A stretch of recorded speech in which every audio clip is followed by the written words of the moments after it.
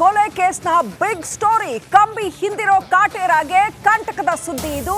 ಖಾಕಿ charge sheet ಸಲ್ಲಿಕೆಗೆ ಮುಹೂರ್ತ fix ಆಗಿದೆ.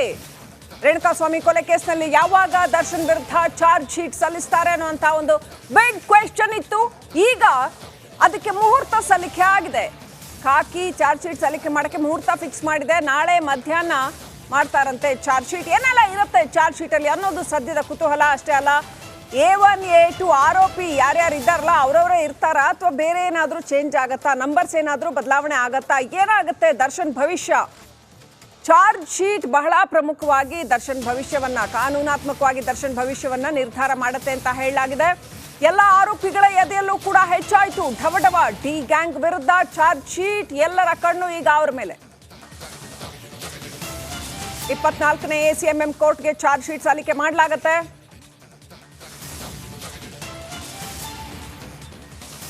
ರೈಟ್, ಇನ್ನಷ್ಟು ಅಪ್ಡೇಟ್ ಪಡ್ಕೊಂಡು ನಮ್ಮ crime bureau chief Sunil Dharmasthala connect ಆಗಿದ್ದಾರೆ. ಸುನಿಲ್, ಚಾರ್ಜ್ ಶೀಟ್ ಅಲ್ಲಿ ಏನಿರುತ್ತೆ ಅನ್ನೋದು ಈಗ ದರ್ಶನ್ ಕೇಸಲ್ಲಿ ಅತ್ಯಂತ ದೊಡ್ಡ ಕುತೂಹಲ.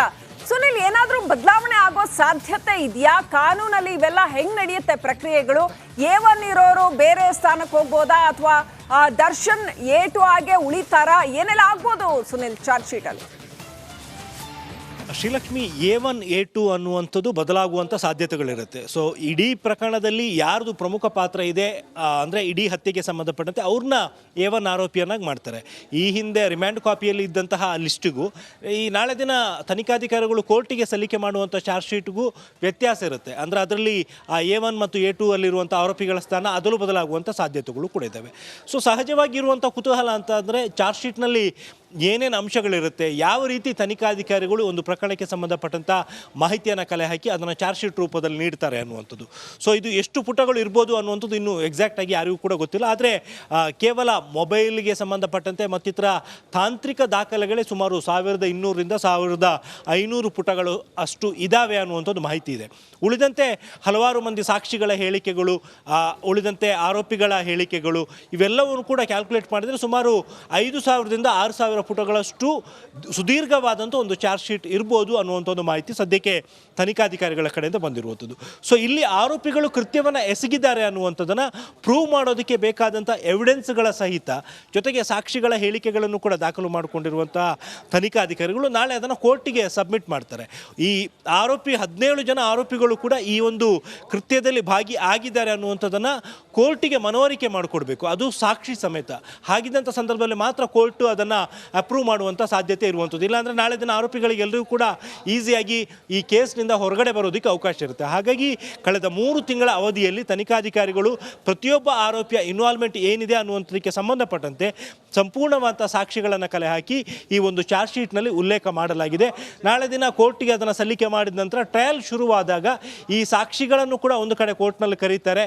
ಇವರು ಕೃತ್ಯವನ್ನು ಎಸಗಿರುವಂಥದಕ್ಕೆ ಸಂಬಂಧಪಟ್ಟಂತೆ ನಿಮ್ಮ ಬಳಿ ನೀವು ಕೊಟ್ಟಿರುವಂಥ ಹೇಳಿಕೆಗಳನ್ನು ಈಗ ಕೋರ್ಟ್ನಲ್ಲಿ ಹೇಳಿ ಅನ್ನುವಂಥದ್ದು ಹೇಳ್ತಾರೆ.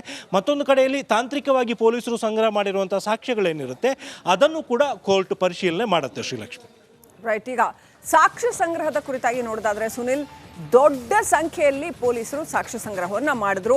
ಮ್ಯಾಕ್ಸಿಮಮ್ ಲಿಮಿಟ್ ಏನಿದೆ ಜುಡಿಷಿಯರಿನಲ್ಲಿ ಇವ್ರನ್ನ ಕಸ್ಟಡಿನಲ್ಲಿ ಇಟ್ಕೊಳ್ಳೋಕ್ಕೆ ಅದೆಲ್ಲವನ್ನು ಕೂಡ ಅವ್ರು ಉಪಯೋಗಿಸ್ಕೊಳ್ತಾ ಇದ್ದಾರೆ.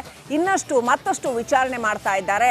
ಕೇಸನ್ನ ಪ್ರೂವ್ ಮಾಡೋಕ್ಕೆ ಬೇಕಾಗಿರ್ತಕ್ಕಂಥ ಎಲ್ಲ ಬಗೆಯ ಸಾಕ್ಷ್ಯಗಳನ್ನ ಹೆಂಗೆಲ್ಲ ಸಂಗ್ರಹ ಮಾಡಿದ್ದೀವಿ ಅನ್ನೋದನ್ನ ಈಗ ಬೇಲ್ ಅರ್ಜಿನಲ್ಲಿ ಏನು ಪಬ್ಲಿಕ್ ಪ್ರಾಸಿಕ್ಯೂಟರ್ ವಾದ ಮಂಡನೆ ಮಾಡ್ತಾ ಇದ್ದಾರೆ ಅದರಲ್ಲಿ ಗೊತ್ತಾಗ್ತಾ ಇದೆ ಎಷ್ಟು ಡೀಟೇಲ್ ಆಗಿ ಹೋಗಿದ್ದಾರೆ ಪೊಲೀಸರು ಅನ್ನೋದು. ಸುನಿಲ್, ಎಲ್ಲದರ ಹಿನ್ನೆಲೆಯಲ್ಲಿ ಈ ಕೇಸ್ ಎಷ್ಟು ಸ್ಟ್ರಾಂಗ್ ಆಗಿ ನಿಲ್ಲಬಹುದು? ಇವತ್ತಿನವರೆಗಿನ ಪ್ರೊಸೀಜರ್ಸ್ ನೋಡ್ತಾ ಇದ್ರೆ ಇದರ ಸ್ಟ್ರೆಂತ್ ಬಹಳ ಚೆನ್ನಾಗಿದೆ ಅಂತ ಅನ್ಸುತ್ತೆ. ಹೇಗಿರ್ಬೋದು ಚಾರ್ಜ್ ಶೀಟ್, ಹೇಗಿರ್ಬೋದು?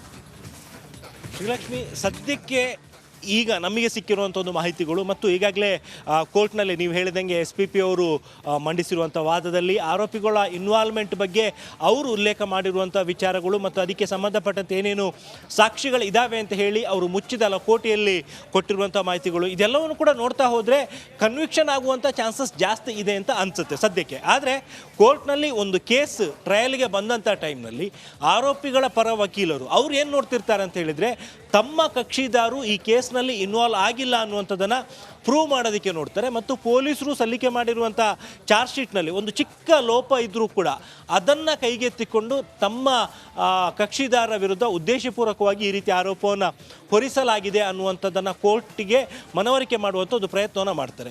ಸೊ ಯಾವತ್ತೂ ಕೂಡ ವಕೀಲರು ಅದು ಮರ್ಡರ್ ಕೇಸ್ನಲ್ಲಿ ಅಕ್ಯೂಸ್ಡ್ ಆಗಿದ್ದರೂ ಕೂಡ ಅವರ ಪರ ಕಕ್ಷಿದಾರರಾಗಿರೋದ್ರಿಂದಾಗಿ ಅವ್ರನ್ನ ಸೇವ್ ಮಾಡುವಂಥ ಪ್ರಯತ್ನವನ್ನು ಆಬ್ವಿಯಸ್ಲಿ ಅವ್ರು ಮಾಡೇ ಮಾಡ್ತಾರೆ. ಸೊ ಹಾಗಾಗಿ ಕೋರ್ಟ್ನಲ್ಲಿ ಯಾವ ರೀತಿ ವಾದ ಮಂಡನೆ ಆಗುತ್ತೆ ಮತ್ತು ಕೋರ್ಟಿಗೆ ಪೊಲೀಸರು ಸಲ್ಲಿಕೆ ಮಾಡುವಂತಹ ಸಾಕ್ಷ್ಯಾಧಾರಗಳು ಎಷ್ಟರ ಮಟ್ಟಿಗೆ ಇದು ಸಮರ್ಪಕವಾಗಿದೆ ಅಥವಾ ಪೂರಕವಾಗಿದೆ ಅಂತ ಅನ್ಸುತ್ತೆ, ಅದರ ಮೇಲೆ ಈ ಎಲ್ಲ ಆರೋಪಿಗಳ ಭವಿಷ್ಯ ಅವಲಂಬಿತ ಆಗಿರುವಂಥದ್ದು. Srilakshmi. Right, thank you Sunil ಡೀಟೇಲ್ಸ್ಗಾಗಿ.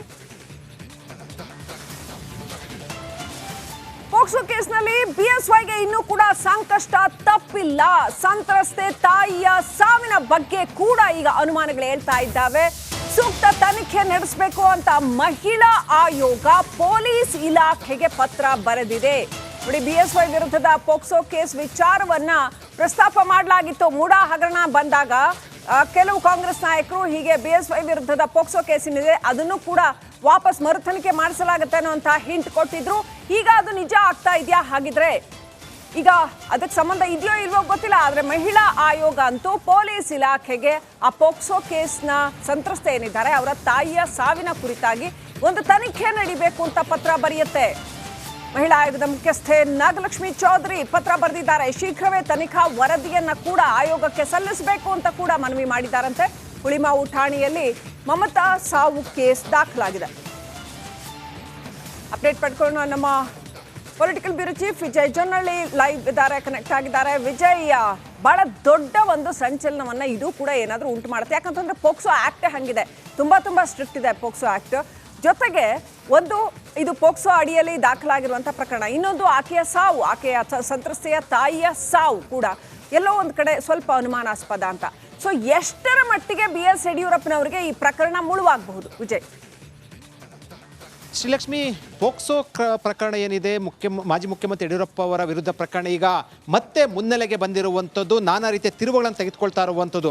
ಈಗಾಗಲೇ ಕೂಡ ಹೈಕೋರ್ಟ್ನಲ್ಲಿ ವಿಚಾರ ಸಂಬಂಧಪಟ್ಟಂತೆ ಆ ಪೋಕ್ಸೋ ಕೇಸ್ಗೆ ತಡೆ ಕೊಟ್ಟಿರೋದನ್ನು ಪ್ರಶ್ನೆ ಮಾಡಿ ಅದನ್ನು ತೆರವುಗೊಳಿಸ್ಬೇಕಂತ ಹೈಕೋರ್ಟ್ಗೆ ಸರ್ಕಾರ ಮೊರೆ ಹೋಗಿರೋ ಬೆನ್ನಲ್ಲೇ ರಾಜ್ಯ ಮಹಿಳಾ ಆಯೋಗದ ಅಧ್ಯಕ್ಷೆ ನಾಗಲಕ್ಷ್ಮಿ ಚೌಧರಿ ಅವರು ಪೊಲೀಸ್ ಕಮಿಷನರ್ಗೆ ಪತ್ರ ಬರೆದು ತನಿಖೆಗೆ ಏನೊಂದು ಮನವಿಯನ್ನು ಮಾಡಿರುವಂಥದ್ದು. ಇದಕ್ಕೆ ಬಹಳ ಪ್ರಮುಖ ಕಾರಣ, ಯಾರು ಸಂತ್ರಸ್ತೆ ತಾಯಿ ಸಾವನ್ನಪ್ಪಿದ್ದಾರೆ ಮಮತಾ ಅವರು, ಅವರ ಸಾವಿನ ಸಂಬಂಧಪಟ್ಟಂತೆ ಸಾಮಾಜಿಕ ಕಾರ್ಯಕರ್ತರು ಮತ್ತು ಹಲವು ಸಂಘಟನೆಗಳು ದೂರನ್ನು ಪೊಲೀಸ್ ಠಾಣೆಯಲ್ಲಿ ಕಂಪ್ಲೇಂಟನ್ನು ಕೊಟ್ಟಿರುವಂಥದ್ದು.